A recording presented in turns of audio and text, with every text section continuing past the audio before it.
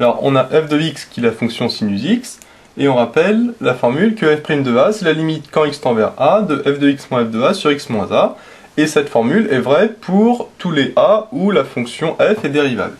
Alors ici, c'est sympathique parce que f, c'est une fonction sympathique qui est dérivable sur r, la fonction sinus, avec la fonction et cosinus et les fonctions polynomiales, ce qu'on a appelé des fonctions sympathiques qui sont dérivables sur r. Donc, du coup ici, f est dérivable sur r. Alors comme f est dérivable sur r, on peut prendre n'importe quel a. Donc on va prendre ici a égale 0.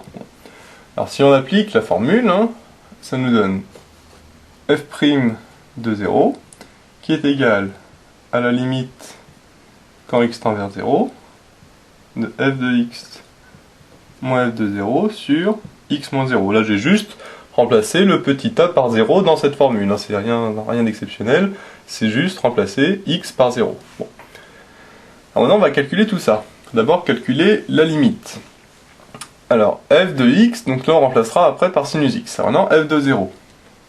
F de 0, là je remplace x par 0. Donc f de 0, c'est égal à sinus de 0. Et sinus de 0, on sait que ça fait 0. Ça on le sait, depuis la seconde normalement. Donc du coup, ici, le f de 0, il vaudra 0.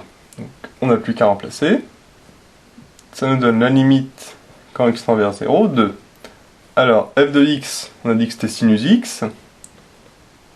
D'accord. Moins f de 0, mais f de 0 ça fait 0, donc lui on ne met pas. Sur x moins 0, ça fait x. Bon. Alors maintenant à gauche, f' de 0. Pour calculer f' de 0, on va d'abord calculer f' de x. Alors que vaut f' de x? On sait que f de x c'est sinus x, donc f' de x, la dérivée de sinus x, ça on sait que ça fait cosinus x. On doit savoir que la dérivée de sinus x, c'est cosinus x. Donc pour calculer f' de 0, on remplace x par 0. Ça nous donne cosinus de 0, on remplace x par 0. Et cos de 0, ça on sait que ça fait 1. Du coup f' de 0, ça vaut 1. Et donc, on a montré que la limite de sinus x sur x quand x tend vers 0, ça vaut 1. Alors on peut se dire, qu'est-ce qu'elle a d'exceptionnel cette formule? Si on regarde la limite à droite là, si on remplace x par 0, en haut ça donne sinus de 0, ça fait 0, et en dessous ça donne 0 aussi. Donc ça nous donnerait 0 sur 0. Mais 0 sur 0, c'est une forme indéterminée, on le sait. Donc du coup, si on essaye de calculer la limite de sinus x sur x quand x tend vers 0 directement, ça on peut pas le faire, puisque c'est une forme indéterminée. Mais avec tout le raisonnement qu'on a fait ici, la formule de la dérivée, etc., on sait très simplement que cette limite vaut 1. Donc déjà, c'est pas une forme indéterminée, puisque cette limite existe, et en plus, on sait qu'elle vaut 1. Voilà. Mais il n'y a pas d'autre manière simple de montrer que cette limite tend vers 1, sinon d'utiliser tout ce raisonnement-là.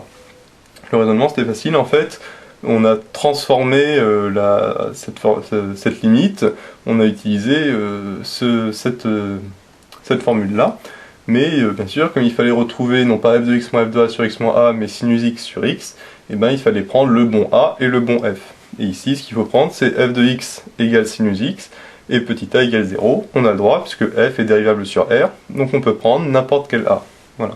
Et donc après, une fois qu'on a remplacé, il suffit juste de calculer chaque terme, donc ça on le fait séparément, il n'y a aucune difficulté. Voilà. Et ça nous permet de montrer que la limite de sinus x sur x en 0, ça vaut 1. Alors ça, cette limite, on la retrouve assez souvent dans les exercices, c'est pour ça que c'est une formule à connaître par cœur, qu'on peut pas, bien sûr on la redémontre pas à chaque fois, on va pas refaire tout ça, on dit directement que ça vaut 1, et puis voilà. Mais c'est une formule à connaître impérativement.